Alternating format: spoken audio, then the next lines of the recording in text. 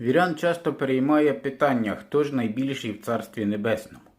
Ісус показав, що найбільший той, хто впокорює себе під виконання волі Божої, тобто дбає про порятунок власної душі та душ інших людей. Одним з найважливіших боків порятунку людських душ є питання спокуси. І дуже важливо дбати про те, щоб не спокуситися самим і щоб не спокусити когось іншого.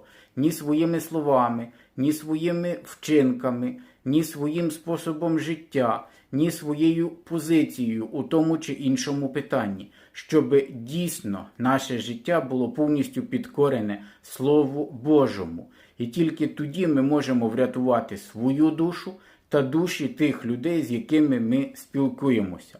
Все інше мусить бути цьому підпорядковано. Тільки так ми дійсно можемо потрапити до Царства Небесного.